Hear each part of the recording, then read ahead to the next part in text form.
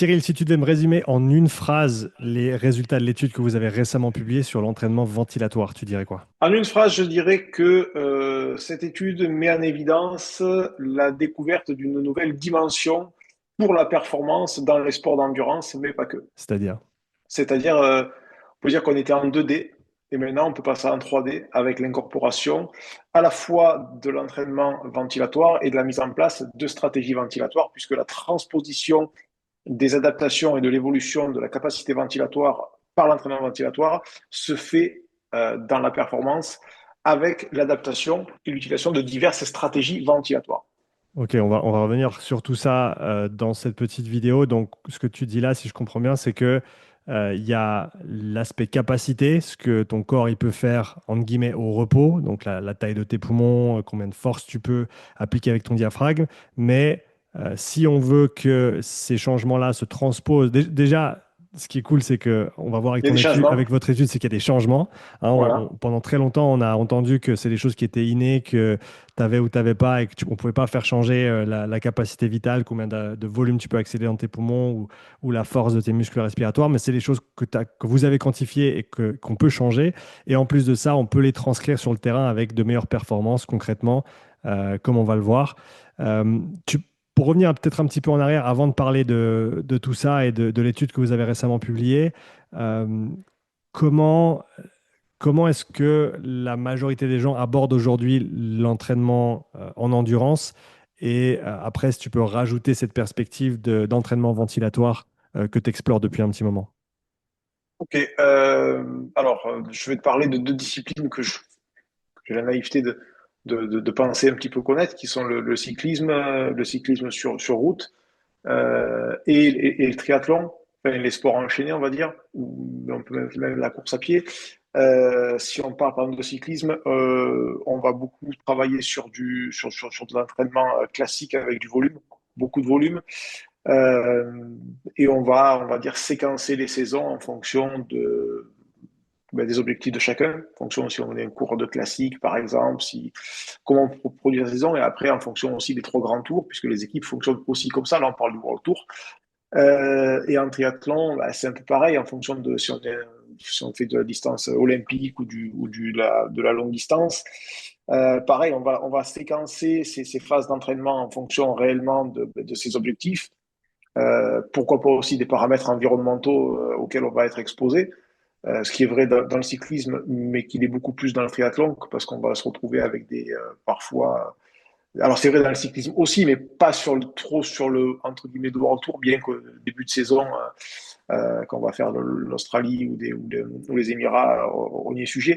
Mais c'est beaucoup plus prégnant en course à pied, par exemple, où la convection du sol est beaucoup plus importante, et le déplacement d'air est beaucoup moins, donc le refroidissement éolien l'est plus, et on est plus on va dire, contraint à la chaleur, et si on ajoute de l'humidité, c'est encore pire. Mais ça Hmm. pour dire que voilà, il y a un socle d'endurance réel.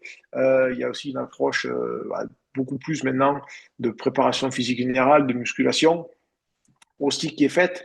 Donc, si on devait résumer et ramener ça à l'équation de Fick, qui est celui qui a, on va dire, théorisé de façon mathématique l'écriture de l'algo de Max, qui compose trois systèmes. Le système ventilatoire qui permet la diffusion de l'oxygène, le système cardiovasculaire qui le transporte et le système musculaire qui l'utilise. Et là, dans ce que je viens de dire, ben, en fait, on voit qu'on a utilisé le système cardiovasculaire qui transporte et le système musculaire qui l'utilise en faisant fi de celui qui le diffuse par là où tout commence, c'est-à-dire par l'entrée. Si tu veux remplir le Stade de France parce que tu fais un concert, c'est beau d'avoir une belle scène, d'avoir des beaux sièges, d'avoir tout nickel, mais si les portes ne s'ouvrent pas, il n'y a Et, personne qui rentre. et en plus de ça, on verra plus tard que la porte n'est pas qu'une porte, qu'elle a des Ah non, accès autre part et des influences sur d'autres paramètres aussi. c'est ça. Donc, c'est des choses à ne pas négliger. Qu'est-ce qui t'a motivé, Cyril, à investiguer ce monde de l'entraînement ventilatoire? Toi, déjà, pour commencer, en 2021, tu vois, c'est pas jeune, hein. C'est pas jeune. J'ai compris qu'il y avait un sujet. Et parce que moi aussi, j'étais touché au niveau de cette capacité-là dans mon propre corps. Et on m'a dit que c'était irréversible. C'est bien pour ça que j'ai dit, ben, si c'est irréversible, alors on va le changer, forcément. Et il y a eu tout un cheminement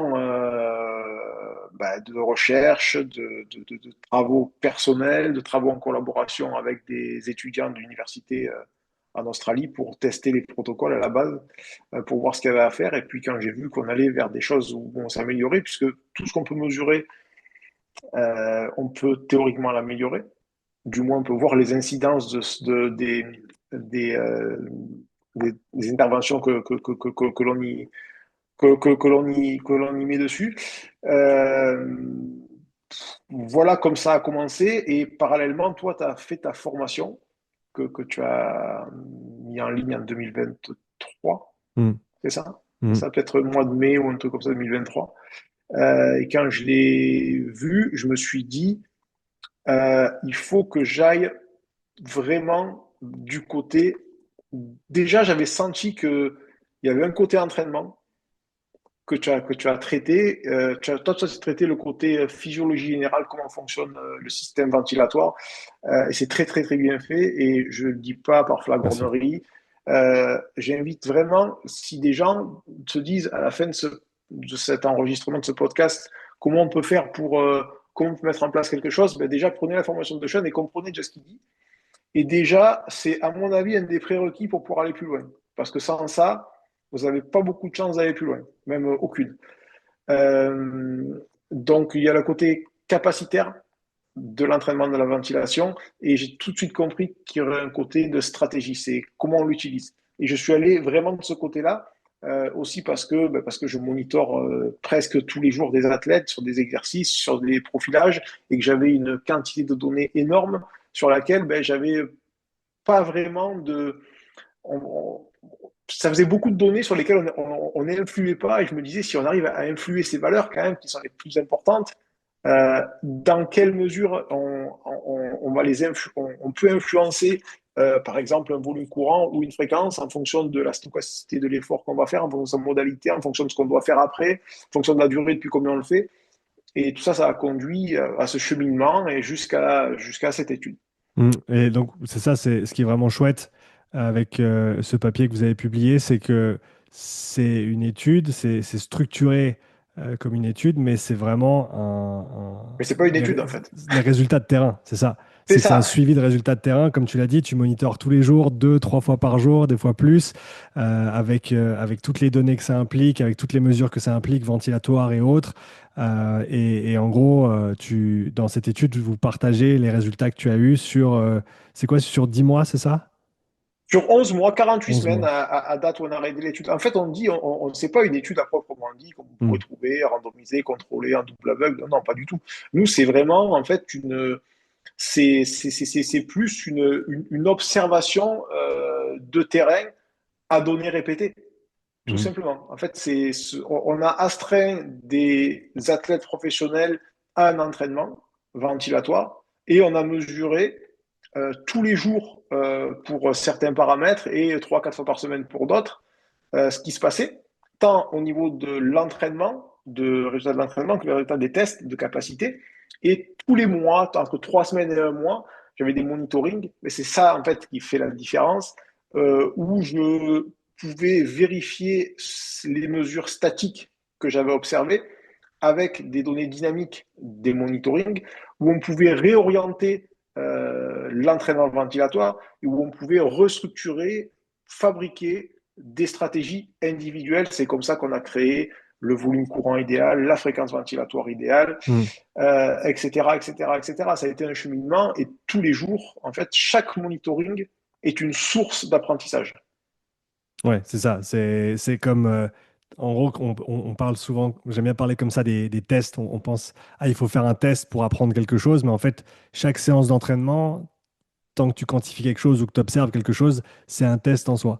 Ah, tout à Et fait. on peut avoir des tests qui sont, entre guillemets, structurés de la sorte ou dissociés, mais finalement, l'entraînement tous les jours, si tu es précis dans ce que tu regardes et ce que tu analyses et que tu sais ce que tu veux chercher, c'est un test en soi et tu peux en tirer énormément. Et donc, c'est ces informations-là que vous avez condensées dans cette étude. Donc, pour préciser, hein, cette étude, en anglais, elle s'appelle Effects of Respiratory Muscle Training and Ventilatory Strategies on the Performance of Professional Cyclists. Donc en français, les effets de l'entraînement des muscles respiratoires et de stratégies ventilatoires sur la performance de cyclistes professionnels. Une analyse longitudinale de 48 semaines sur 10 athlètes d'endurance de niveau élite. C'est ça. C'est ça, 8 cyclistes professionnels pardon, et deux triathlètes. Très bien. Bah écoute, sans plus attendre, parle-nous un petit peu pour toi des résultats les plus importants que vous avez eus au travers de cette analyse. Encore une fois, toi, c'est le travail que tu fais tous les jours. Donc là, vous l'avez formalisé sous la forme d'un papier. Qu'est-ce que tu as observé? Qu'est-ce qui t'a vraiment, on va dire, peut-être sauté aux yeux le plus sur ces semaines et ces semaines d'entraînement? Alors, je te dirais que quand tu le suis, les résultats tous les jours, parce que tous les jours, il y a des résultats, en fait, tu sais comme quand tu vis avec quelqu'un ou un enfant, tu ne vois pas vraiment grandir et tu le vois que si tu ne vois pas pendant un mois.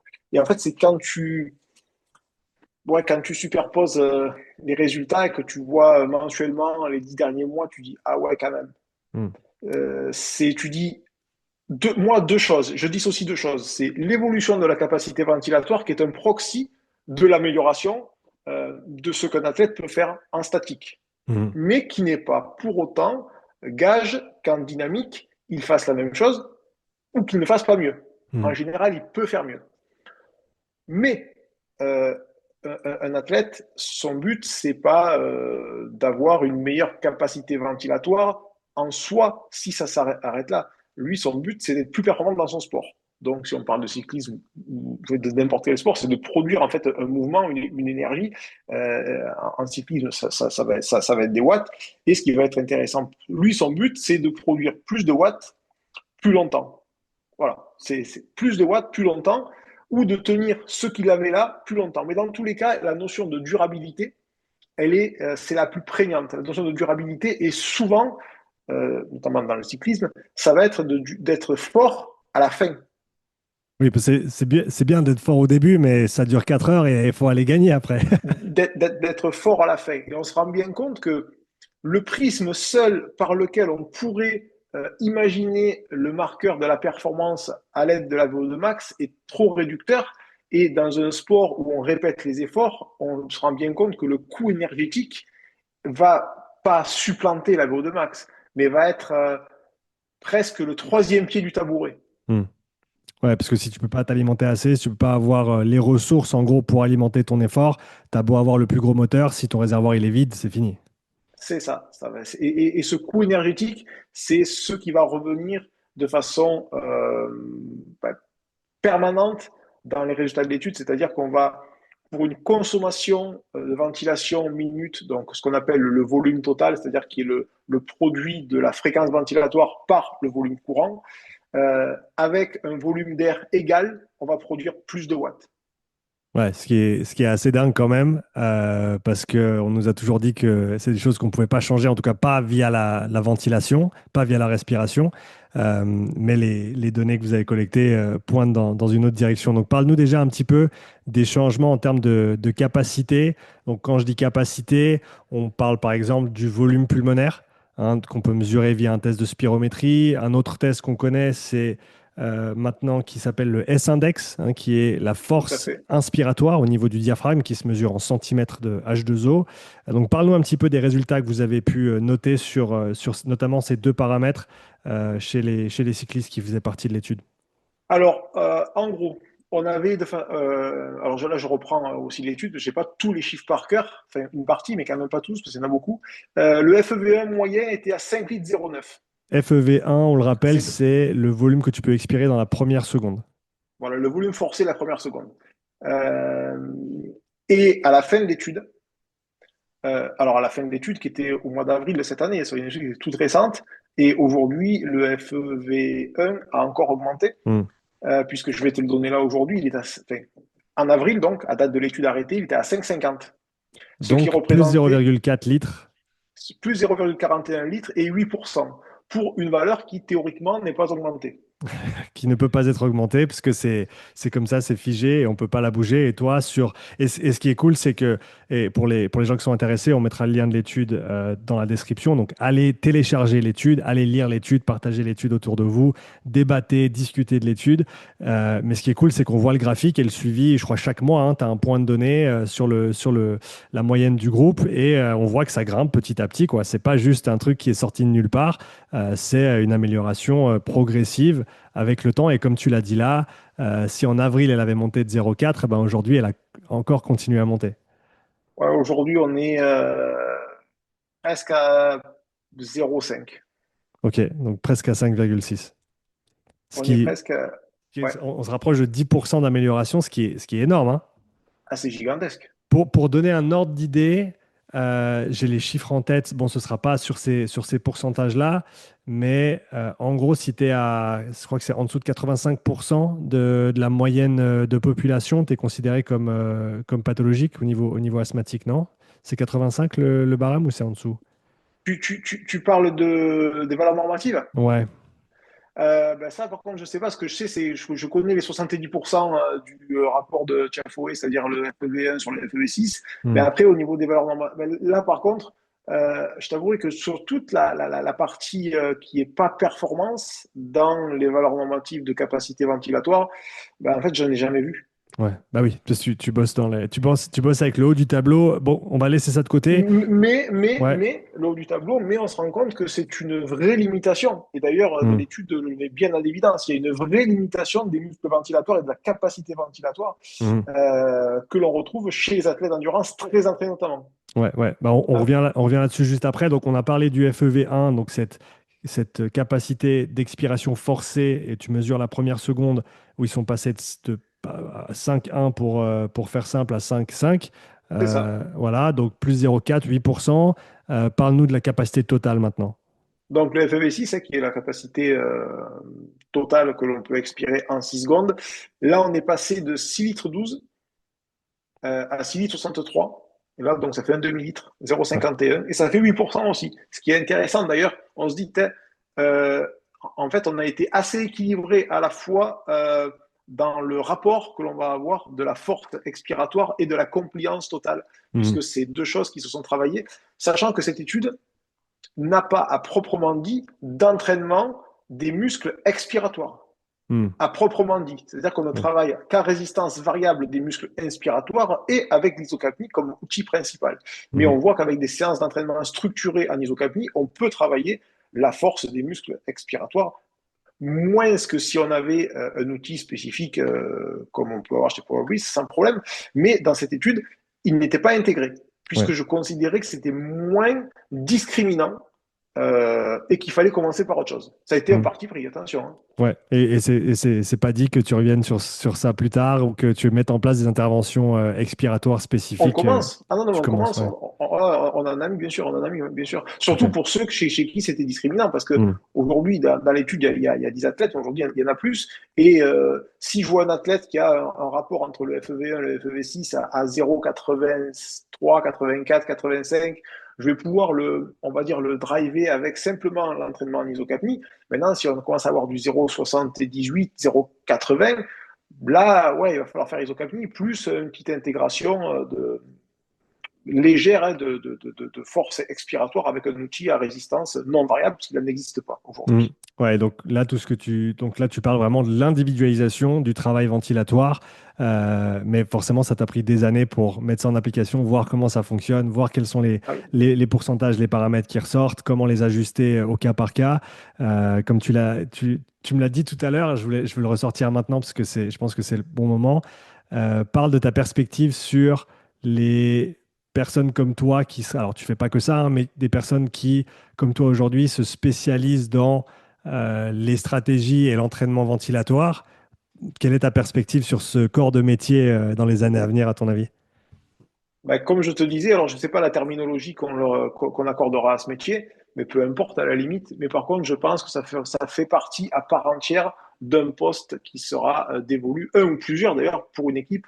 Comme aujourd'hui les équipes, par exemple, cyclisme, sont structurées avec un head of performance et puis des entraîneurs, je pense qu'on intégrera cette fonction parce que il n'est pas possible de passer à côté.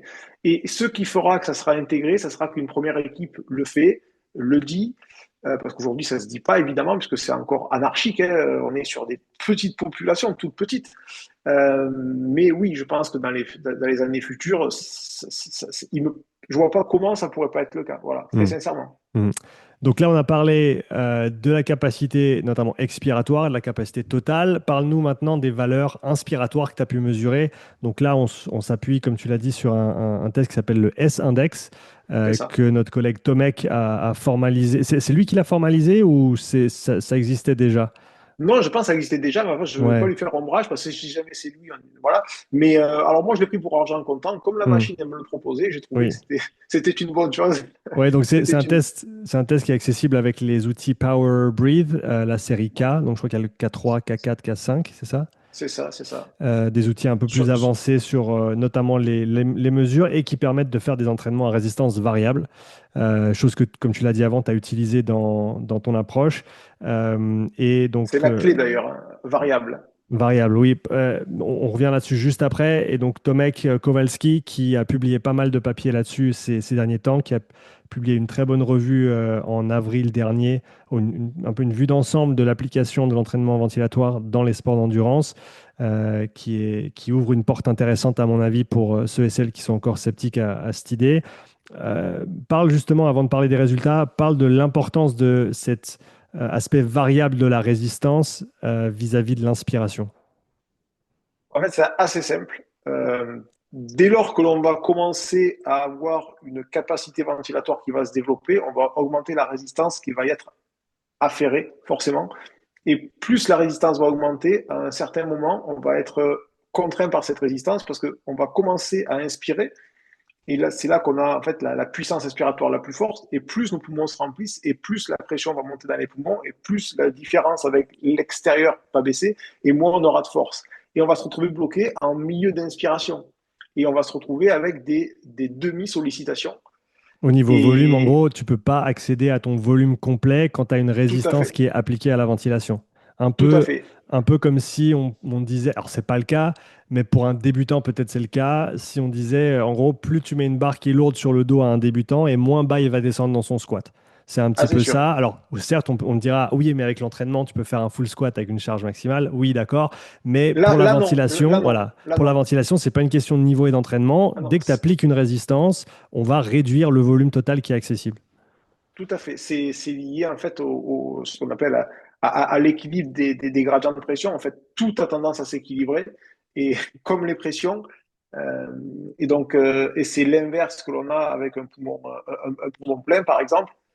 Donc, il y a une corrélation très très forte sur quand on voit les entraînements ventilatoires. Si on fait par exemple une série de deux trois entraînements ventilatoires avec des pas très hauts volumes, moyens des 30 répétitions que l'on a pu faire, on se rend compte qu'on a une répercussion sur les tests qui viennent juste après. Ah, il y a une vraie relation directe. Il suffit donc de jouer en fait sur la résistance, en fait parfois que l'on laisse en variable auto-détectée par la machine, ou alors on le règle en manuel par rapport aux discriminants, aux limitations de chacun. Plus on a évolué dans le protocole et plus on a pu individualiser, plus j'ai pu comprendre comment les choses fonctionnaient et plus j'ai pu être précis, plus j'ai pu complexifier les protocoles qui au début étaient beaucoup plus simples, c'est-à-dire au début on faisait 2 fois 30 respirations euh, par jour pendant 2 mois, au début en mode easy, en fonction des capacités intrinsèques. Mais et après, ça a été moderate, et après, c'est hard, et après, c'est very hard, et après, on se rend compte qu'il faut revenir vers le moderate, et puis après, il faut régler pour séquencer, parfois avec un petit plus de résistance, sur par exemple 10-15 inspiration, puis on va baisser la résistance de façon importante pour accéder à un volume total et on va créer différentes phases, un petit peu comme on périodiserait en fait un entraînement traditionnel en réalité. Hmm. Et il y a une partie des choses que je t'ai piqué, qu'en discutant en off, on a évoqué. J'ai dit, c'est pas bête, je vais essayer comme ça. On a fonctionné de façon, bon, de toute façon, la science est de l'empirisme protocolisé, mais on a fonctionné de façon un petit peu empirique au tout début, même si j'avais quand même des guidelines que j'avais obtenus après une observation sur des jeunes universitaires.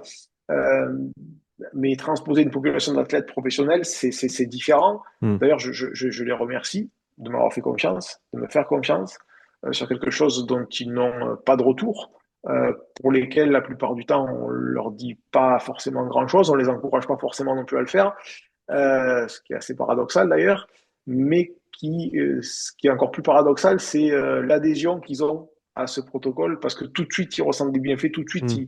ils comprennent il y a des portes qui s'ouvrent, et puis ils se disent, mais pourquoi on l'a pas fait avant en fait? Voilà, c'est une phrase qui revient, quelle que soit la nationalité, c'est pourquoi on l'a pas fait avant. Hmm. Ça en dit long sur l'effet que ça peut avoir, enfin l'effet que ça a et ce que les gens ressentent quand ils le font. Donc, on a parlé de cette résistance variable qui est indispensable à ton avis pour ce développement-là. Parle-nous des résultats que tu as eus au niveau de cette force inspiratoire, cette force du diaphragme qu'on peut mesurer. Comment elle a évolué chez les cyclistes qui ont été testés? Donc le S-index, il était au départ de 145 cm d'eau, qui est l'unité de résistance exprimée au début du protocole, et à avril, en fin d'intervention, on est à 187,13. Et en pourcentage, ça donne quoi? Alors, dans les 3 premiers mois, on a pris 15%. Ouais. Et ensuite, ça nous fait une augmentation de 25%. Waouh. C'est... 26%, pardon, 26%. Et tu peux Euh, nous teaser un peu, ça continue à monter là, aujourd'hui, depuis la fin de alors l'intervention? là, on est sur un petit plateau, on est dans les 188 à peu près. Ok. Mais, mais, mais aujourd'hui, ce qui se passe, c'est que il y a le groupe qui était le groupe initial, et depuis, il y a d'autres athlètes qui ont rejoint le protocole. Hmm. Donc, on se retrouve avec des gens qui ont 14 mois, puis des gens, alors je sépare les résultats, et des gens qui ont 6 mois, des gens qui ont Hmm. 4 mois. Et par contre, ce qui est très intéressant, c'est que la cinétique est la même pour tout le monde, la magnitude est quasiment la même pour tout le monde en fait, par rapport au développement, en fonction du nombre de mois qui sont dans le protocole. C'est D'accord. ça qui est. Il y a vraiment une. On peut superposer, c'est assez intéressant. Ce qui est intéressant aussi, c'est de voir le PIF, donc c'est Peak Inspiratory Flow, c'est-à-dire c'est le débit d'air, En litres qui par est seconde, hein. en litres par seconde, qui est une chose essentielle, puisque plus ce débit va être grand, et plus on va le faire durer, et plus on va le faire arriver, et plus grande sera notre capacité à inspirer de l'air, forcément, et Hmm. qui va être un discriminant à un moment donné en fonction de la fréquence ventilatoire. Plus elle va augmenter, moins on va avoir de temps. On est passé de 8 litres à 9,92 litres. Ça fait 24%. C'est énorme. Ça fait 24%. Et ce qui est très intéressant aussi, pareil, on parlait tout à l'heure de choses qui théoriquement ne se développaient pas forcément, comme la capacité totale, la capacité vitale, pardon. Là, le volume inspiratoire, il est passé de 5 litres 1 à 6 litres 24, Ouais. ce qui fait 22,4%. Ouais. Ça fait l'amélioration. Avec un indice de corrélation pour les puristes de 0,88, ce qui Ok. est un fort marqueur de lien de cause à effet. Hmm. Ok. Super intéressant. Donc là, est-ce qu'on a balayé toutes les mesures, entre guillemets, au repos? Inspiratoire, expiratoire, c'est ça. La capacité statique, ouais, tout à Ouais, fait. capacité statique, très bien. Euh, qu'est-ce que tu veux aborder ensuite? Est-ce qu'on parle des résultats dynamiques de ce que tu as pu mesurer à Ben, l'effort? ce qui est intéressant, je pense, c'est de voir comment, alors, on prend ces capacités, on y ajoute de la stratégie ventilatoire, et qu'est-ce que ça donne en dynamique? Ouais, c'est ça. Qu'est-ce que ça donne d'un point de vue de la spirométrie? Donc, la spirométrie, c'est qu'est-ce qui se passe quand on met, par exemple, un moniteur d'échange gazeux? Qu'est-ce qui se passe en termes de volume courant? C'est-à-dire, c'est le nombre de, enfin, c'est le nombre, pardon, la quantité d'air qu'on va bouger par cycle ventilatoire. Qu'est-ce qui se passe au niveau de la fréquence et qu'est-ce qui se passe au niveau du volume total? Et Hmm. ensuite, on va dire, OK, très bien. Et maintenant, qu'est-ce qui se passe en termes de puissance? Puisque c'est ce qui nous motive, in fine, Hmm. c'est améliorer de la puissance. C'est ça. Euh, et là, c'est vraiment très, très intéressant, et ça va dans le sens que l'on pressentait tous, puisqu'il y avait quand même des proxys qui nous permettaient de penser qu'on allait chercher une réduction du coût énergétique.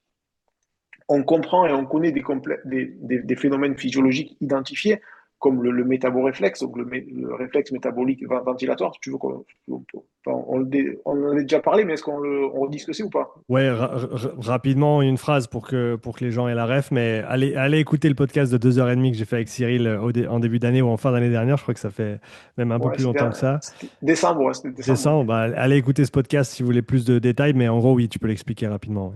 Ouais, en gros, c'est le coup enfin, c'est à un certain moment, le corps va rediriger par un système de vasoconstriction des muscles qui devraient recevoir du sang parce que c'est eux qui produisent l'effort.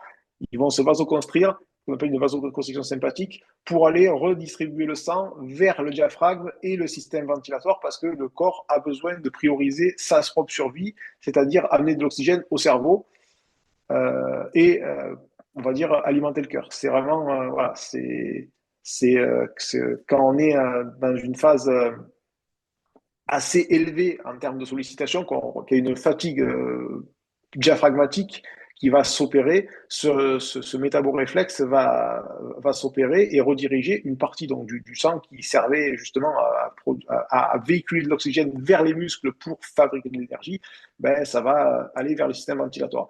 Donc, il y a cette première chose. Et le deuxième, on va dire, le deuxième fondament, le deuxième fondement physiologique sur lequel on pouvait s'appuyer, c'était de dire que si on baissait la fréquence ventilatoire dans une petite proportion, tout en gardant la ventilation minute associée à la puissance développée, Mhm. que l'on peut et que l'on a identifié lors des profilages physiologiques, où on crée des paliers en fait, et on associe des paliers de puissance à des paramètres de spirométrie, notamment Mhm. la ventilation minute. Et on sait que l'augmentation légère de la pression partielle en CO2 favorise la potentialisation de l'effet Bohr et qui va permettre une meilleure extraction de l'oxygène par les muscles. En gros, on amène la même quantité d'air, voire un petit peu moins d'air, mais comme on l'extrait mieux, et bien en fait, on produit plus d'énergie. Ouais, donc j'ai une petite analogie pour cette histoire-là. Il faut imaginer que l'hémoglobine, qui est donc la molécule qui transporte l'oxygène dans les globules rouges, c'est les taxis. Et que, en gros, les taxis ils peuvent avoir les portes verrouillées ou ils peuvent avoir les portes grandes ouvertes ou qui s'ouvrent facilement. Et la quantité de CO2 qui circule donc dans le sang, en parallèle à tout ça, hein, parce qu'il y a, alors il y a pas que les deux, il y a l'oxygène, il y a le CO2, il y a l'oxyde nitrique aussi qui joue son rôle. C'est un système à trois gaz qu'on a dans le corps. Mais en gros, l'oxygène est transporté par les taxis et si on a plus de CO2, c'est un petit peu comme le gars qui vient arracher la porte du taxi dans GTA pour ceux qui ont joué à ce jeu vidéo étant plus jeune, ou alors maintenant même. On peut encore y jouer. C'est pas encore interdit. Non. Euh, Moi, j'ai beaucoup joué quand j'étais jeune. Et en gros, voilà, l'effet bord, c'est ça, c'est que le taxi, il a plus de porte et que l'oxygène, le passager, il peut facilement sortir de son taxi et rentrer dans la fibre musculaire et aller alimenter la respiration cellulaire dans les mitochondries. Et en gros, comme tu l'as dit, avoir un rendement de puissance plus important, un rendement de travail plus important pour une même quantité d'air bougé et donc d'oxygène qui a été absorbé. Pour l'analogie des taxis, j'irais même un petit peu plus loin, c'est la désaffinité de l'hémoglobine à l'oxygène en présence de CO2. Et en gros, ils se font expulser les Hmm. passagers qui sont d'oxygène du taxi Hmm. pour vite charger ceux du CO2, ce qui nous arrange grandement. Hmm. Et l'effet inverse va s'opérer au niveau des poumons quand ça va repartir, c'est l'effet Haldane. Hmm. Donc ce sont deux vraiment phénomènes euh, qui vont être potentialisés par la manipulation de la ventilation. Et ça, c'est une des stratégies. C'est la stratégie de base ventilatoire qui va se décliner après sous. Il y en a des dizaines et des dizaines en fonction, comme on dit, de la modalité, mais aussi de l'effort que l'on va faire, de l'intensité à laquelle on va faire, de la stochasticité à laquelle on va faire, avant l'effort, pendant l'effort, et pour en récupérer. D'ailleurs, tu as assisté à un monitoring avec moi, et tu as vu qu'on peut influencer la cinétique de VO2 sur un début d'exercice, etc., etc. Ouais, je pense qu'il y a vraiment tout un monde à développer là-dessus et j'ai hâte de le faire avec toi dans les mois qui viennent et les années qui viennent, parce que tu es clairement une des personnes, si ce n'est la personne qui est à la pointe de ce travail et qui en parle, parce qu'il y en a peut-être d'autres qui font pareil, mais il y en a très peu qui sont ouverts et qui en parlent. D'ailleurs, merci d'avoir publié cette étude. Tu n'es pas tout seul sur cette Non. étude. Parle-nous un petit peu de la personne avec qui tu as collaboré. Eh ben, écoute, la personne avec qui je collaborais, c'est un jeune étudiant qui s'appelle Zian Bouvreau, qui a une vingtaine d'années, qui est en master. Il m'a contacté grâce à toi, puisqu'en fait, il nous a entendus. Il m'a contacté et au début, j'ai dit, ouais, c'est compliqué parce que je travaille avec des gens où il y a des contrats de confidentialité, c'est très, très compliqué, etc., etc. Mais il était motivé, il était motivé. Et puis, je me suis dit, ça n'a pas de sens si tu transmets pas. Si tu dis que tu transmets et qu'en fait, quand on te propose de transmettre, tu le fais pas, voilà. Donc j'ai ouvert les portes de là où je pouvais les ouvrir, évidemment. Il a fait un travail remarquable de rédaction, notamment. Il a testé les choses, il a vu que ça fonctionnait sur lui. Il fait de la course à pied, il fait du trail à un niveau national quand même. Et vraiment, je le remercie pour son implication, pour sa maturité, parce qu'à cet âge-là, c'est pas facile d'appréhender des phénomènes comme ça.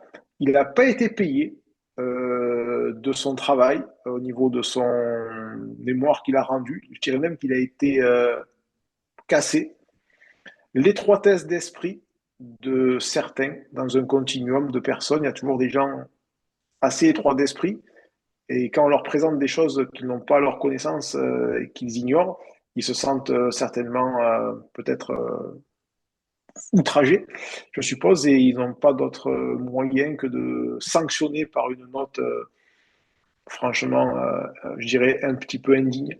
Donc, je le salue à travers ce podcast et il sait que, bah, en fait, tout le travail qu'il a fait, c'est un grand investissement pour son avenir dans ce métier-là.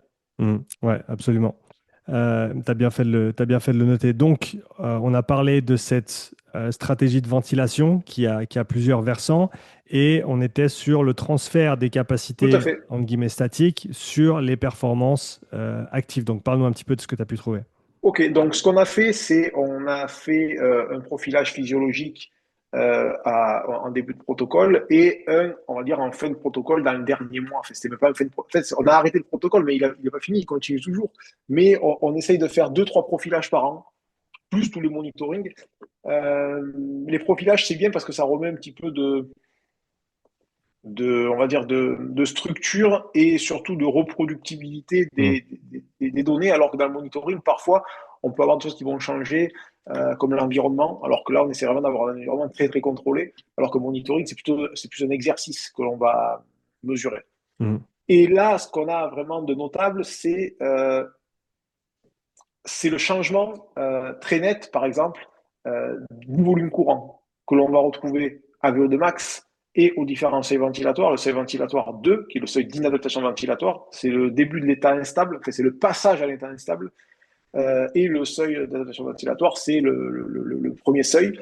À Juste VO2 pour max, oui. désolé de te couper, Cyril, juste pour préciser, parce que là, on parle de ventilation et on parle de seuil ventilatoire. Les seuils ventilatoires, parle-nous du protocole que tu utilises ou du matériel que tu utilises, de ce que tu détermines comme étant un seuil ventilatoire 1 et un seuil ventilatoire 2, juste dans les grandes lignes que les auditeurs sachent comment toi tu approches ces notions de seuil. Et ensuite, on parlera de la ventilation de tes athlètes à ces différents seuils. Ok, donc moi j'utilise en partie le VO2 master, mais pas que. J'utilise un autre appareil qui s'appelle Pinway.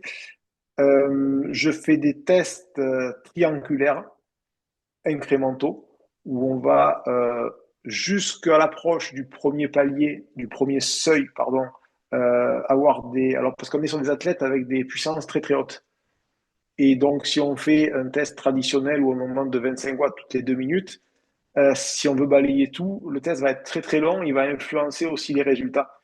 Donc, on va faire une cinquantaine de watts pour arriver proche du SV1 ou SV1, et ensuite on va monter de 25 watts toutes les 2 minutes. Voilà, ça c'est un test standard où on est dans un environnement contrôlé avec l'hygrométrie, avec la température, etc., etc. Ensuite, on va chercher les points d'inflexion que l'on va retrouver dans plusieurs choses, notamment au niveau des volumes d'air totaux et de la fréquence ventilatoire.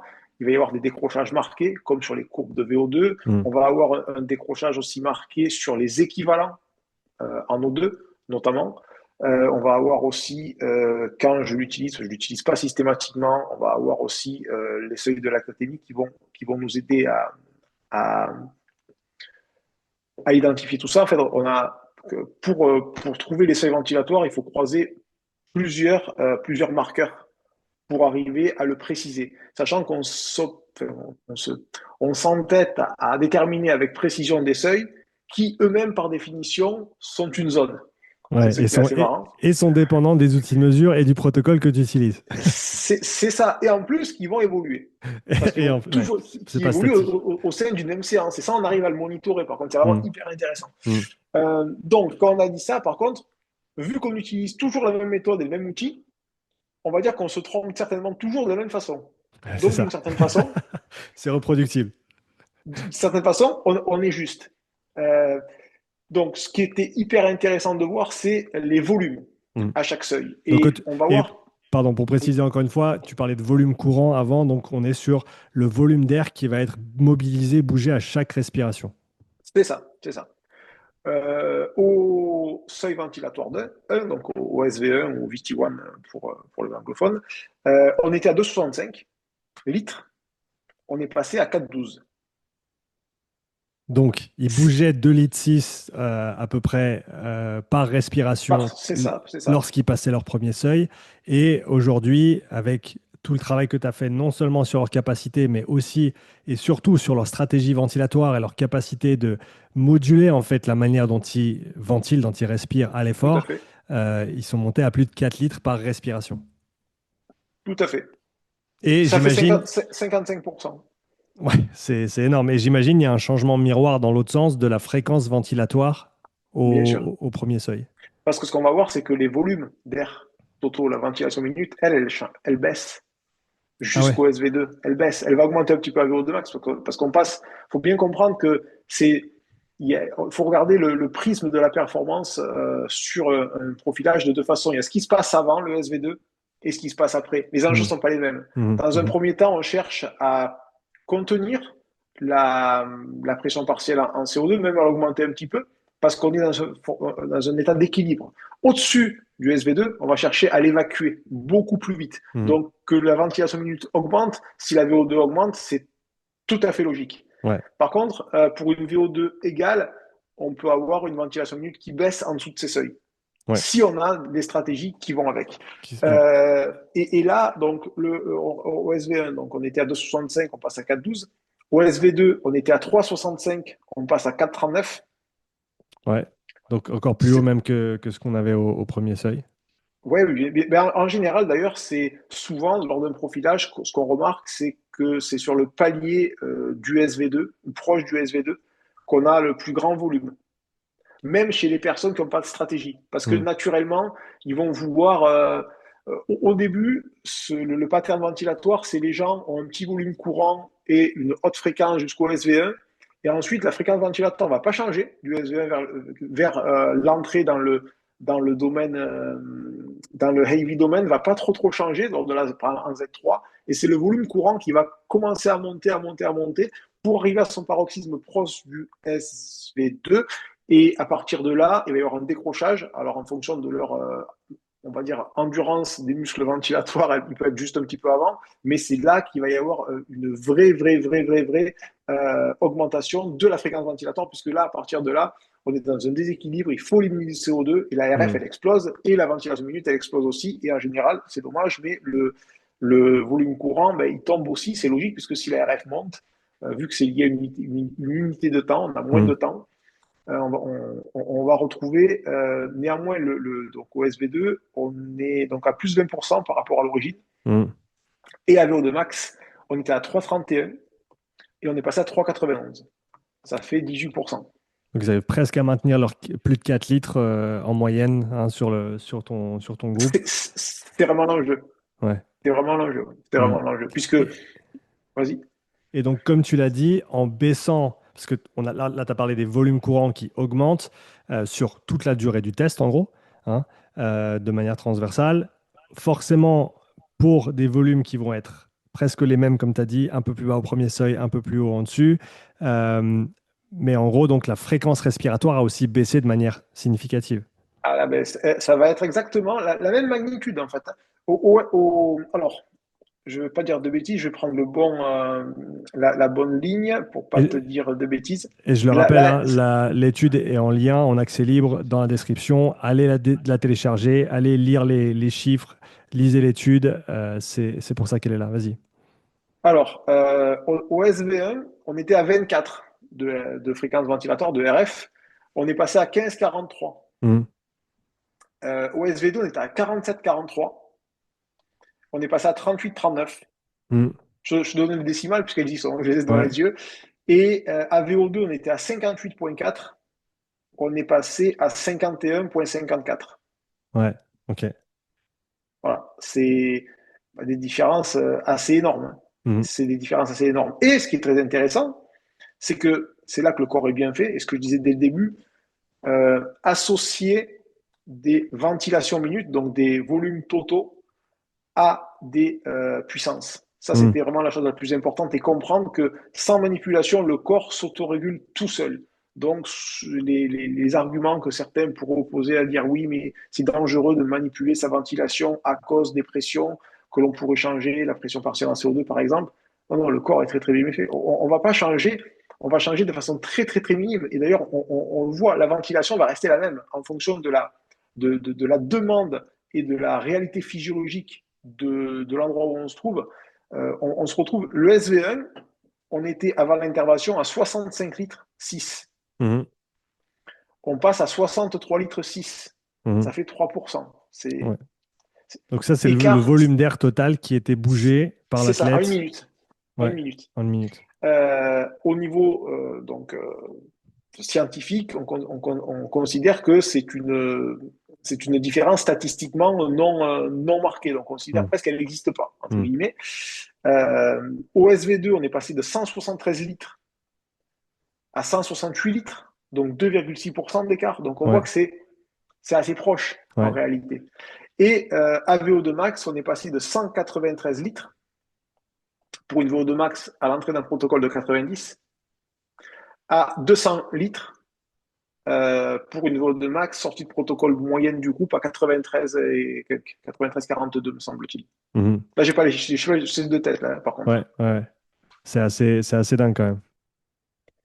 C'est relativement intéressant. Et là, on se dit, voilà, ok, donc ça veut dire que l'amélioration de la capacité ventilatoire que l'on a travaillé, on la retrouve sur une capacité dynamique, transposée avec des stratégies. Ou Mais seulement, j'allais dire, mais seulement parce que tu as mis en place des stratégies ventilatoires via tes coachings, via la planif, via les monitorings que tu fais avec eux aussi. Parce que, en gros, quand tu fais comme tu as dit, j'ai eu la chance d'assister à un monitoring. Lynn était là avec moi aussi. On remontait de Montpellier. On était allé voir Claudia se qualifier pour les Games.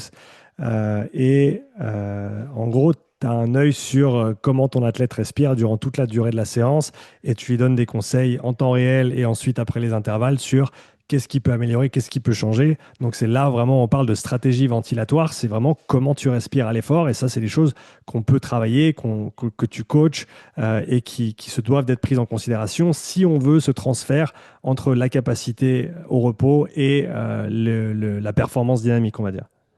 ah, tout à fait, tu as assez bien résumé, sachant que la première des qualités, c'est la volonté et la volonté va se matérialiser par la conscientisation de ce qu'on fait, prendre le Hmm. contrôle de ce qu'on fait. C'est la qualité la plus importante, c'est l'aspect cognitif. Et l'aspect cognitif est une des limitations que l'on peut rencontrer en fonction de la complexité des stratégies qu'on va mettre en place et en fonction de l'intensité auquel on va les mettre en place. Parce que Hmm. bien évidemment, ben, ça va être plus dans les hautes intensités que ça va être beaucoup plus marqué, le gain que l'on va pouvoir en tirer, évidemment. Néanmoins, la conscientisation, c'est la base de tout. La conscientisation fait qu'on va ancrer même des stratégies qu'on va les faire en automatique. Les Hmm. stratégies qu'on crée, par exemple, avant un effort ou après un effort, en fonction du contexte bien précis, la tête va l'ancrer, il va même pas réfléchir après pour le faire. Et ce qui est vraiment certainement la première des choses que les gens doivent comprendre, c'est que la conscientisation permet de développer la première habileté, de prendre le contrôle sur sa ventilation, sur la mobilisation et la coordination de ces muscles ventilatoires. Pour ça, il y a un seul outil qui existe aujourd'hui, qui est le Breath Wave Better de chez Isocapnic, qui est un outil qui permet de moduler sa fréquence ventilatoire au repos grâce au fait que l'on respire notre propre air qui maintient en fait le même niveau de CO2, ce qu'on ne pourrait pas faire évidemment sans ça, puisqu'au bout de 3-4 cycles, on se retrouverait avec une pression partielle. On serait en hypocapnie et du coup, on aurait la tête qui tourne, etc. etc. Hmm. Donc, le transfert de ces capacités d'entraînement vers, on va dire, des données de spirométrie plus élevées, c'est ce que l'on vient de voir, mais comment cela se traduit sur la performance, sur la puissance, puisque c'est ce qui va nous intéresser. Ouais, Ben, parce que là, on a été centré sur, en gros, la ventilation, la manière dont la personne, l'athlète respire au premier seuil, au deuxième seuil et à VO2 max. Et donc là, tu vas nous parler de qu'est-ce que ça veut dire au niveau de la puissance qu'ils ont pu produire. Parce que tu l'as dit au début, c'est le nerf de la guerre. On veut produire plus de puissance, ou en tout cas la maintenir plus longtemps, ou alors produire la même chose, mais que ça nous coûte moins. Donc là, tu vas nous parler des résultats que tu as pu observer aux puissances qui sont générées à ces différents points d'inflexion. Tout à fait. C'est d'ailleurs, alors on rappelle qu'on a manipulé la ventilation, on a manipulé la fréquence ventilatoire, on a manipulé le volume courant, on a pu le manipuler parce qu'on a entraîné notre capacité à pouvoir le maintenir, évidemment, hein, par l'endurance, par la force, par la capacité de mobiliser et de coordonner à différentes fréquences, à avoir une tolérance au CO2 qui se développe aussi, c'est très important. Mais par contre, les volumes d'air, on a vu qu'ils restaient sensiblement les mêmes. Et Hmm. donc, c'est là que les choses prennent tout leur sens, c'est que malgré ces volumes d'air qui vont rester quasiment identiques, voire un petit peu inférieurs en dessous du SV2, Hmm. on a une puissance qui est passée du SV1, elle était à 297 watts avant le début du protocole. Je te fais fi de l'écart type. Elle est passée de 297 à 327. Ça fait 10%. C'est énorme. Euh, ah oui, Pour ces gars-là, c'est énorme, 10%. ah, pour ces gars-là, c'est énorme. Surtout que le SV1, c'est quand même quelque chose où ils sont fréquemment dans le peloton. Hmm. Très fréquemment. Donc, tu coûtes beaucoup moins au SV1. Et on a à la fin d'une étape ou à la fin d'un tour que ce qu'on a économisé. Hmm. Et ça, il faut bien en prendre conscience. Au SV2, on était à 387 watts. Et là, l'augmentation, elle est, pareil, elle est vraiment importante. De 387, on est passé à 425. Ce qui fait une amélioration de 9%. On Hmm. était à 10 sur le premier, là on est à 9%. Hmm. Et à VO2 max, on était à 425 avant le début du protocole, et on est passé à 449, ce qui fait 5,6%, soit 23 watts. Hmm. Pour jouer de l'avocat du diable, parce que c'est toujours important d'en avoir un. Donc, comme tu l'as dit, c'était une analyse longitudinale sur 48 semaines. C'est toi, ton travail au quotidien, c'est quelque chose que tu fais depuis des années. Ça reste quelque chose qui est en continu, mais dans cette étude, il n'y a pas de groupe contrôle. Donc, il n'y a pas un groupe que tu as entraîné en parallèle sans la modalité respiratoire. Mais est-ce que tu pourrais nous donner un ordre d'idée sur tes années d'expérience des athlètes de ce niveau-là sur une année, typiquement, ils vont gagner quoi comme puissance au premier seuil, deuxième seuil, puissance AVO2 max? Qu'est-ce que tu as vu dans ton passé et dans ton expérience? Et est-ce que tu as un point de comparaison pour ça? Alors, bien sûr, je vais te répondre. Juste pour dire que oui, effectivement, on aurait dû avoir un groupe contrôle et on aurait dû aussi assigner tous les athlètes, en théorie, du groupe qui a fait l'entraînement euh, au même entraînement sur le vélo. Hmm, Et oui, et le groupe contrôle sans entraînement ventilatoire avec le même entraînement aussi sur le vélo. c'est Et ça. ça, sur des sportifs de très haut niveau avec des vélos de max de 90 plus ou moins 5 et ils sont rentrés, de 93 plus ou moins 5 et ils sont sortis, ça n'existe pas. Il faudrait qu'ils mettent une saison entre guillemets, entre parenthèses. Et Oui, ça oui, n'existerait pas. ouais, c'est ça. Donc, il n'était pas possible de faire autrement que ce que j'ai pu faire là, en Hmm. fait, en réalité. Sachant que quand j'ai commencé ce protocole, j'ai pas cherché à en faire une étude. C'était simplement un suivi pour améliorer les choses. Mais comme tu l'as Mais dit, la science, c'est de l'empirisme protocolisé. Ah, mais ça, je le dis tout le temps. C'est très bien dit C'est, et c'est très très vrai à mon avis. je le pense, et il y a beaucoup d'entraîneurs dans des clubs, quel que soit le sport, qui en font sans savoir. Ils font de la science parce qu'ils se rendent compte qu'il y a des choses qui marchent et donc ils les reproduisent. Après, la science, à plus, on va dire, à plus grande échelle, va te permettre de prendre des orientations plus rapidement et de les affiner plus. Voilà, c'est tout. Mais tout le monde pourra arriver à un résultat. En fait, c'est en fonction de par essai-erreur, tout Mm, simplement. Il faut juste le noter, tout mm. simplement. Et plus le nombre de gens à qui tu l'appliques va être grand, et plus tu vas pouvoir avoir des résultats qui vont t'indiquer des directions différentes. Mm. Donc, pour répondre à ta question maintenant, il y a deux types de cyclistes ou d'athlètes. Il y a les athlètes jeunes qui sont en formation et en progression, et tu as ceux qui sont, entre guillemets, plus construits. Et ceux-là, mais même les plus jeunes, ils ont on va dire, des points de passage dans la saison. Et ils savent que, par exemple, en février, ils sont à tant de watts au kilo. En avril, ils sont à tant de watts au kilo. En juillet, ils sont à tant de watts au kilo. En septembre, ils sont à tant de watts au kilo. Avant le stage d'altitude, ils sont à tel endroit. Après, ils sont à tel endroit. C'est assez protocolisé, hein, on va dire, Mm. ces choses-là. Et en général, les gains sont assez minimes hein, quand il y en a. Et souvent, ce qu'on remarque le plus, c'est que c'est pas tant les gains qui cherchent, c'est être en forme un petit peu plus tôt. Parce que si on est en forme un petit peu plus tôt, à la fin, peut-être qu'on aura gratté un petit peu. Mais on est sur des choses assez petites, je dirais, sur des athlètes construits. Quand on va gagner une dizaine de watts, ça va être bien déjà. Ça va être bien. Ça va être même très, très bien. Donc, est-ce que je peux affirmer que c'est l'entraînement ventilatoire et les stratégies ventilatoires qui ont conduit uniquement à cette amélioration de performance? Ben non, je peux pas.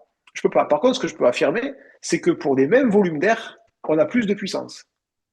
Ça, je peux l'affirmer. Donc, Mm. je peux dire qu'il y a une réduction de coût énergétique. Puisque s'il y a le même volume d'air avec moins de enfin, avec plus de puissance, avec un volume courant plus grand, une fréquence ventilatoire plus basse, on a un coût de la ventilation qui va être plus bas. On a une extraction d'oxygène musculaire qui va être meilleure par l'effet Bohr. On en a parlé, c'est un Mm. phénomène physiologique reconnu. Mm. On sait aussi que l'entraînement des muscles ventilatoires va faire baisser le coût énergétique du métaboréflexe. C'est-à-dire que à 30 de RF, par exemple, on aura une consommation de X millilitres par minute d'oxygène et entraîné à ces 32 RF, eh ben, ils vont consommer moins, Mm. tout simplement. Donc ça, c'est le coût énergétique du métaboréflexe. Si derrière, on met le coût énergétique de la ventilation, ben, si on était à 30 de RF avant, par exemple, ou à 40 de RF au SV2, on était à 40, on était où SV2, je reviens en arrière, hop, on était à 47. Mm.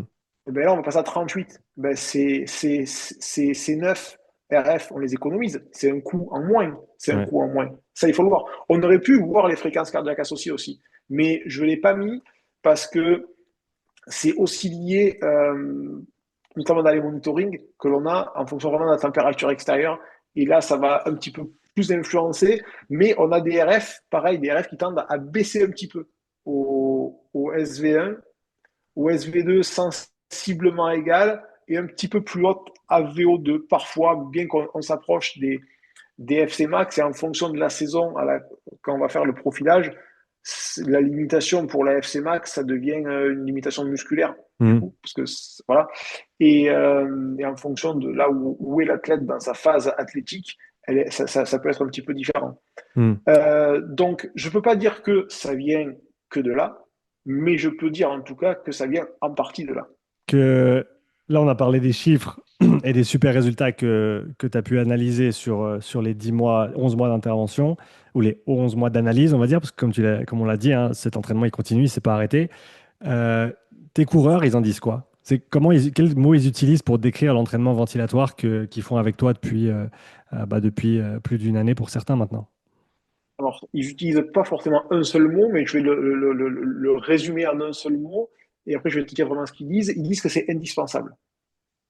Ils disent que c'est indispensable, qu'ils ne comprennent pas qu'il ne l'ait pas fait avant, que le gain est juste énorme. Ils se sentent aussi beaucoup plus en contrôle. C'est le mot qui revient. On est en contrôle.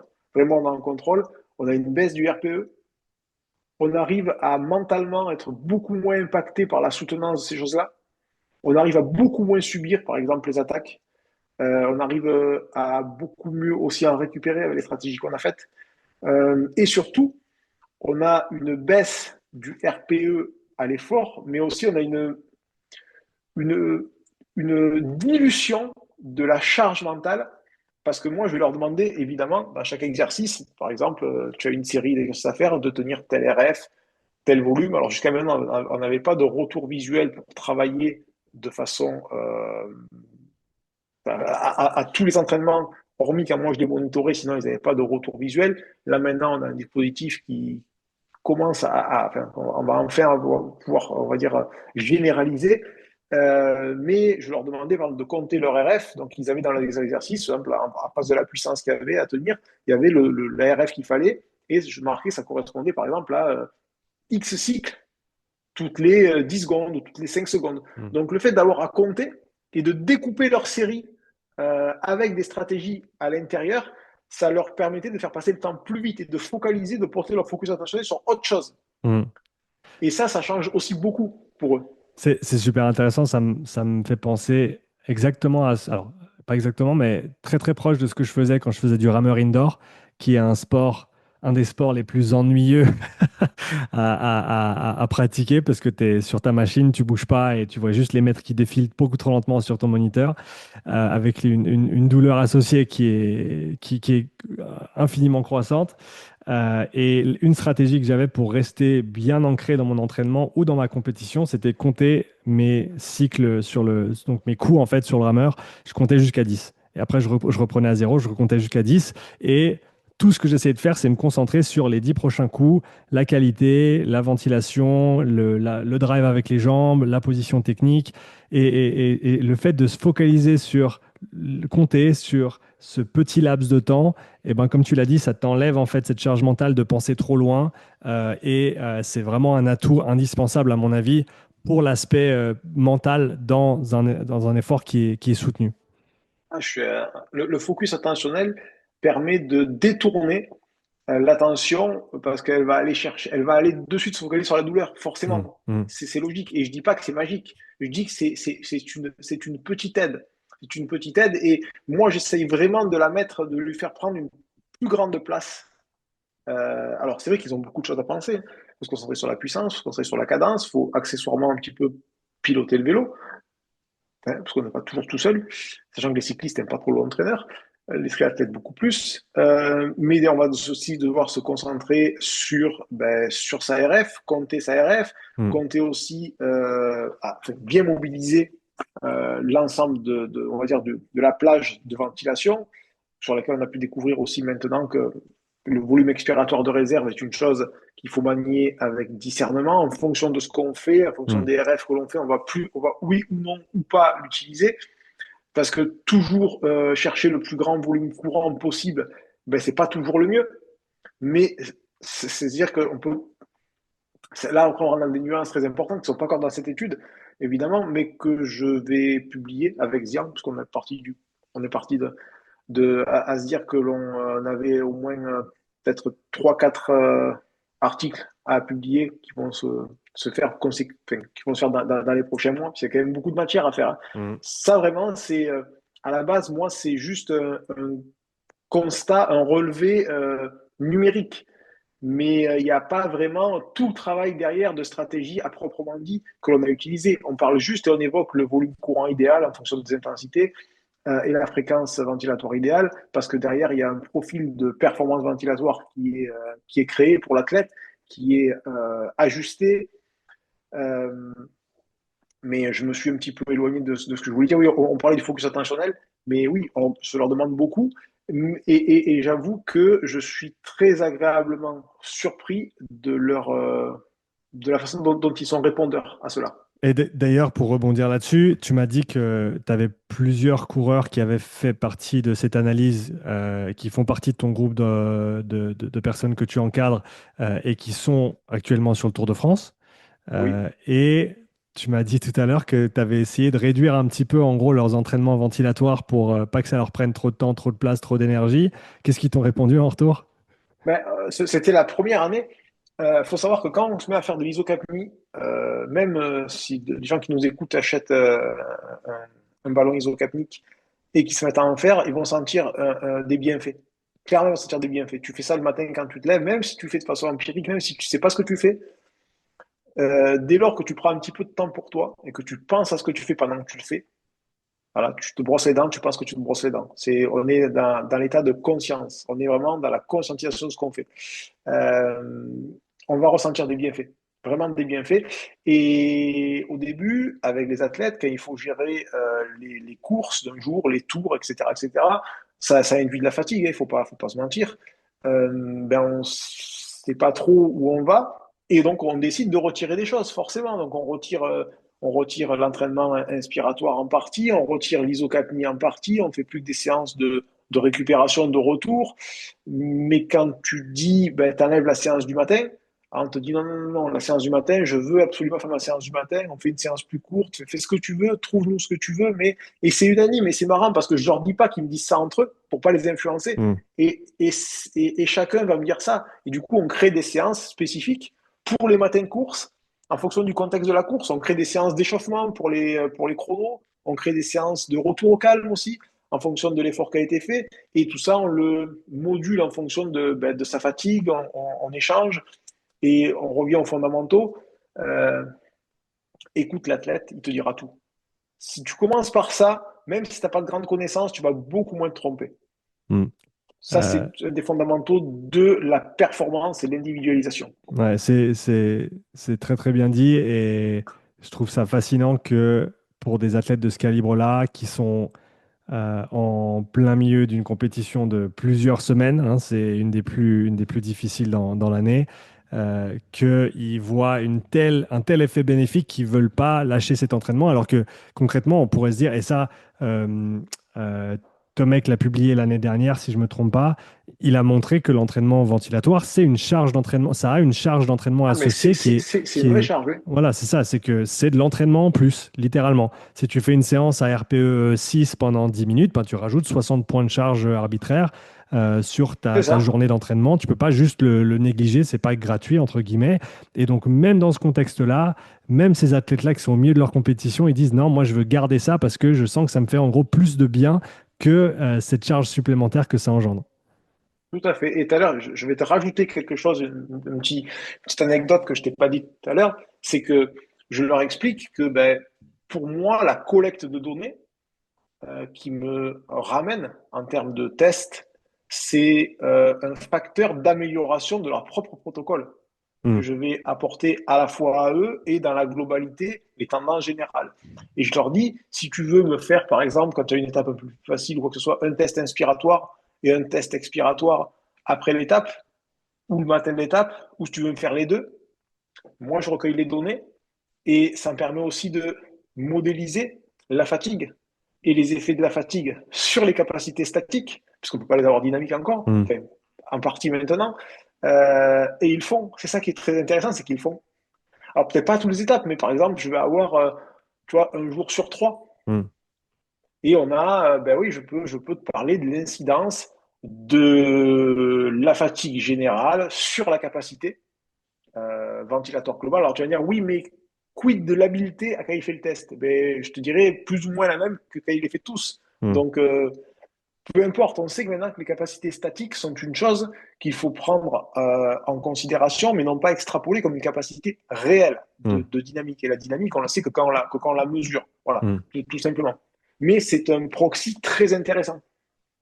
Donc, clairement, ils pensent ben, que ça devrait être, enfin, qu'on devrait avoir cette approche ventilatoire. Donc, je préfère parler d'approche, que ça englobe l'entraînement et la stratégie, au même titre que l'on a une approche de s'entraîner sur un vélo qu'on a un cycliste. Hmm. Parce que ça fait partie de la performance.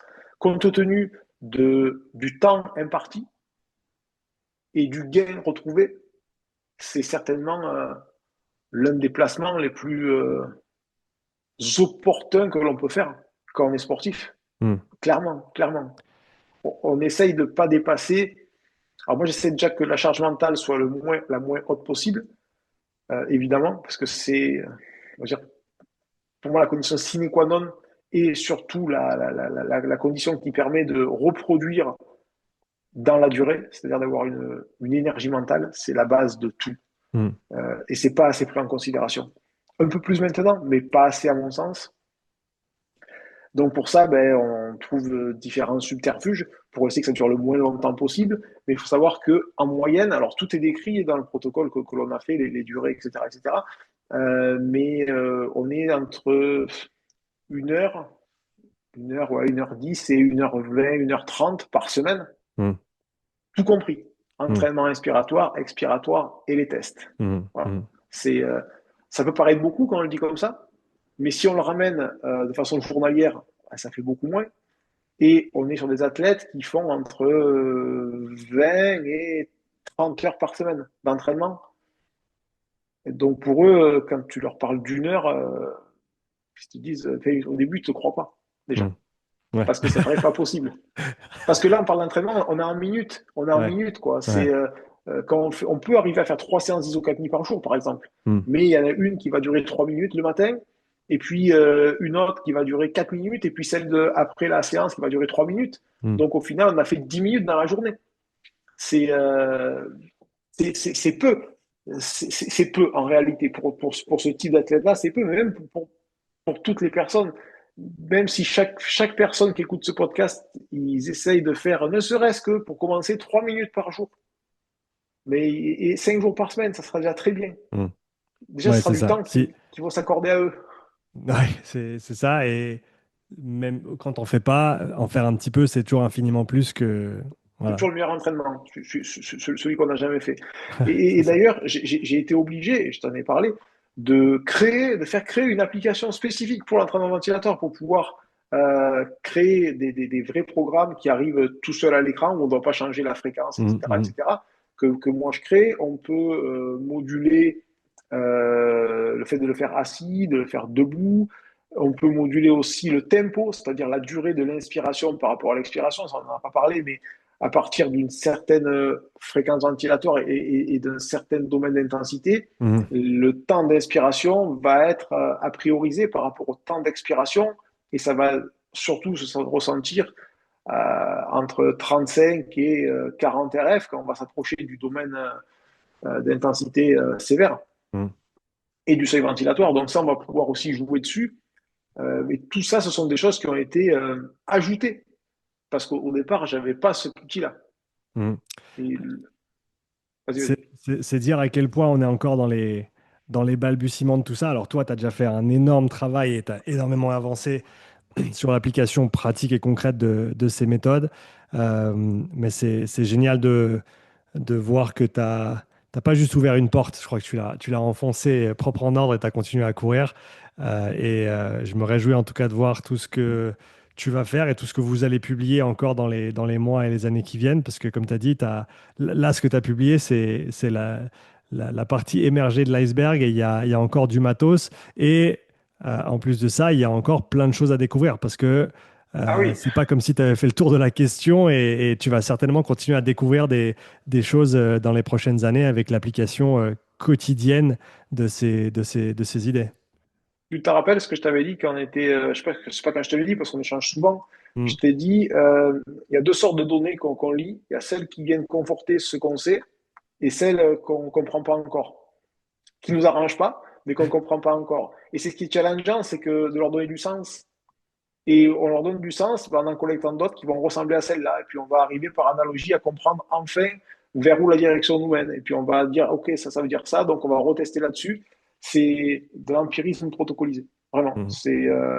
c'est ça. Et oui, tu l'as dit, c'est la partie, cette étude, c'est la partie vraiment émergée de l'iceberg parce que tout ce qui est vraiment inhérent à la performance et tout ce qui va influencer directement la performance, c'est tout ce qui concerne les stratégies. Ça, on n'a pas publié. On en parle, mais on n'a pas publié. Il fallait bien faire des choix à un moment donné. Mm. Déjà, elle fait 29 pages, mine de rien. Donc, faut quand même voilà, la faire et surtout la rendre lisible. Mais par contre, si on. Parce que ça peut paraître faire peur quand on parle de tout ça, mais très sincèrement, commencer par la base. Dans cette étude, il y a une pyramide que j'ai faite, qui a écrit, d'ailleurs, il y a écrit pyramide d'après Cyril Rissy, mais elle est d'après Cyril Rissy, inspirée de celle de Sean, qui est inspirée de On est debout sur l'épaule de géant, on dit. Et cette pyramide, faut commencer par la base. La base, c'est la conscientisation. Ça, il faut rien. Il faut juste y penser et le choisir. Et ensuite, on est sur de la mobilité et de la coordination. Et ça, vraiment, avec l'isocapnie, c'est le premier outil. Je n'ai pas le prix en tête, mais ça doit coûter entre 120 et 140 euros 150 euros, peut-être. ouais, à peu près, ouais. Et c'est un outil qui est d'une simplicité affligeante. Hein, c'est un ballon, hein, voilà, avec une valve et puis une pièce de une mousse-pisse, une pièce de bouche pour mettre dans la bouche.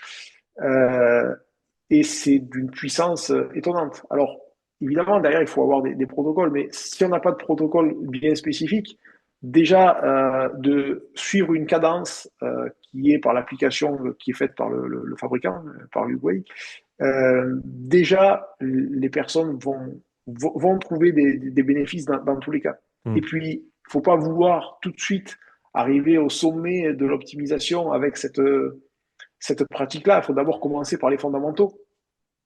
Je pense, j'en suis sûr d'ailleurs. Si on est tout seul, il faut commencer par les fondamentaux et puis faire par essai-erreur et puis avancer. Et puis plus on avance, plus on découvre des choses et plus on a envie d'en découvrir. En fait, c'est un cheminement. Hein, c'est un cheminement. C'est ça. Et comme tu l'as dit, c'est bien de ne pas griller toutes les cartouches au début. Donc, commencer avec des choses simples et seulement complexifier quand on a besoin de le faire. Et pas essayer de tout optimiser aux petits oignons dès le premier jour parce qu'on Ça serait pas possible. on se vole des opportunités pour plus tard. Juste pour information, dans ce protocole, les les 8 premières semaines, il n'y a pas d'introduction d'entraînement en résistance variable au niveau respiratoire. C'était que l'isocapnie. Mm. On est parti de la base, c'est-à-dire conscientisation, mobilisation, coordination. C'était vraiment la base. Mm. Apprendre la base gestuelle. Vraiment. On ne parlait pas de force, on ne parlait pas de résistance des muscles ventilatoires, on parlait simplement de les utiliser dans leur amplitude totale. On parlait de compliance. Et je pense que ce travail a permis de voir notamment les augmentations du FEV1 et surtout du FEV6. Mhm. Super intéressant. Bah, en tout cas, Cyril, un grand merci à toi pour non seulement tout le travail que tu fais au quotidien, tu partages énormément sur ton blog. Je vais mettre le lien dans la description aussi pour que les gens aillent lire ton blog. Tu partages énormément de choses et à mon avis, tu n'as pas assez de visibilité à l'heure actuelle par rapport à la qualité et la valeur que tu délivres et C'est gentil. que tu partages au Merci beaucoup. quotidien. Merci pour cette première étude parmi tant d'autres qui vont, je l'espère, ouvrir les yeux à certains qui ont été réticents jusqu'à maintenant vis-à-vis de cette approche de l'entraînement qui, encore une fois, est complémentaire à toutes les autres. Hein, elle ne vient pas prendre la place de qui que ce soit ou quoi que ce soit. C'est des choses qu'on peut faire en plus et qui Ah, ont un tout à fait, oui. bénéfice. Donc, merci beaucoup et au plaisir d'échanger à nouveau avec toi sur une petite vidéo ou alors sur un plus gros podcast. Mais quoi qu'il arrive, tu es toujours le bienvenu sur la chaîne. Donc, merci à toi, Cyril. Je te remercie, Jeanne. Merci à toi, merci à tous. Merci d'avoir regardé cet échange avec Cyril. Si tu veux commencer l'entraînement ventilatoire, tu trouveras le lien vers mon programme Breathmaster dans la description. Et pour les coachs, prépa physique et kinés qui veulent se former sur la respiration, ma formation sur le système respiratoire est également dans la description, ainsi que tous les liens qu'on a cités avec Cyril, son étude, son blog et bien plus. Merci d'avoir regardé et je te dis à bientôt pour une prochaine vidéo sur la chaîne.